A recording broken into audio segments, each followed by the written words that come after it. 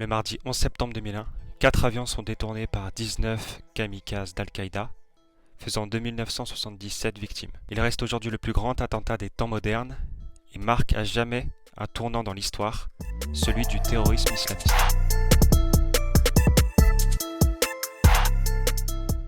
Les amis, bien le bonjour. On se retrouve aujourd'hui pour une nouvelle vidéo, la première vidéo de la chaîne et la première vidéo de la série Retour sur. 8h46. Un premier avion détourné par les terroristes percute l'une des deux tours jumelles situées dans le quartier du World Trade Center. 9h03.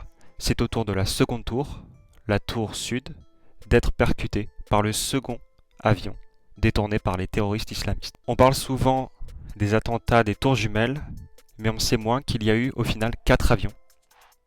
Le troisième, à 9h37, percute une partie du Pentagone. À 9h59, la première tour, la tour nord, s'effondre. Un petit peu moins connu du grand public, mais à 10h03, le quatrième avion, qui devait percuter initialement la Maison Blanche, s'écrase à côté de la Pennsylvanie. Le quatrième avion n'a pas atteint son but, tout simplement parce que les passagers ont tenté une manœuvre pour freiner l'avion. Ils ont finalement réussi à déjouer la volonté des terroristes islamistes, mais sont quand même morts ce jour-là. À 10h28, la seconde tour, la tour sud, s'effondre. Ben Laden, à l'époque à la tête d'Al-Qaïda, a voulu montrer en fait ce jour-là au monde entier que les US, de par leur hégémonie culturelle, capitaliste, financière et militaire, pouvaient être frappés de manière irréversible et de manière très forte. En effet, le bassin du Moyen-Orient a toujours plus ou moins été dominé et géré par les puissances occidentales. Et à cette période-là, ces groupes-là ont dit stop. Ils ne voulaient plus d'une domination occidentale au sein de leur pays et ont donc décidé de frapper par la manière forte à travers des attentats terroristes. Cet attentat a, comme vous le savez, ouvert la porte au terrorisme islamiste qui s'est de plus en plus imposé en Occident. La première chose qui a interpellé est l'effondrement des tours jumelles. Pourquoi ?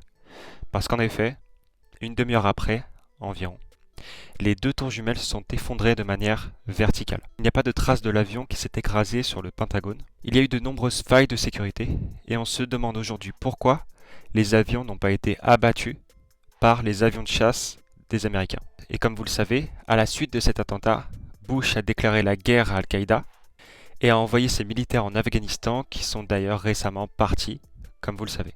Certains disent donc que ce sont les Américains qui ont orchestré ces attentats afin de légitimer leur venue sur le territoire afghan, afin de contrôler, soi-disant, le terrorisme islamiste à travers le combat d'Al-Qaïda, mais peut-être et surtout pour contrôler d'une part le Moyen-Orient et d'autre part le pétrole qui se trouve en Afghanistan. Ces théories du complot ont toutes plus ou moins été démantelées. Donc on sait aujourd'hui que les faits se sont passés tels quels. Maintenant, il faut savoir une chose, c'est que nous n'aurons jamais de certitude absolue, jamais de vérité unanime. Il y aura toujours des parts d'ombre dans les faits, tout simplement parce que la vérité est relative. Pour amener une idée nouvelle et un intérêt à cette vidéo, j'ai d'abord voulu retracer très rapidement ce jour-là, le jour du 11 septembre, mais je ne m'y suis pas attardé tout simplement parce que tout le monde le sait déjà plus ou moins. Je vais aller maintenant vers un terrain un petit peu plus glissant, celui du jugement des faits, de part et d'autre, pour essayer de faire ressortir une vérité un petit peu plus juste que celle énoncée depuis 20 ans par les Américains.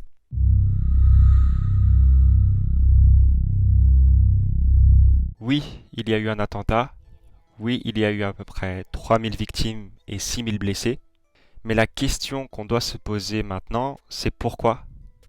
Quelle en est la cause réellement ? En effet, les Américains ont toujours voulu dominer le monde, dominer l'espace, dominer la Terre et introduire sa culture, la culture américaine, la culture du cinéma, etc. Si on se met à la place du kamikaze, qu'est-ce qu'il a pensé ?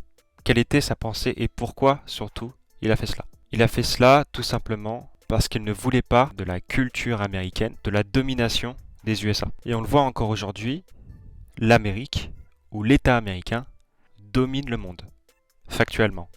On le voit avec la crise, Covid, les vaccins sont principalement américains, les avancées technologiques américaines, les startups américaines. Donc il y a une réelle domination assumée des Américains là-dessus. On voit une deuxième chose, c'est que les Américains ont fait de lourdes erreurs, historiquement, qui ont entraîné des centaines, des milliers, voire des millions de morts. Si on parle de la guerre du Vietnam, si on parle de l'Afghanistan, qui aujourd'hui est un pays qui s'effondre, mais on le voit très clairement, les États-Unis ne font pas que du bien là où ils ou là où elles passent. Donc j'aurais bien aimé tirer un portrait d'un terroriste fou, malade, et des USA victimes, sauf que je pense que la réalité est un petit peu plus complexe.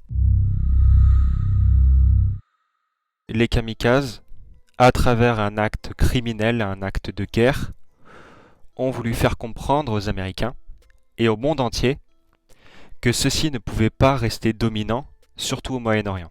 Les attentats du 11 septembre ont simplement été le retour de bâton des Américains, car ils n'ont pas dominé le monde pour apporter une nouveauté, pour apporter du modernisme. Ils l'ont fait pour l'argent.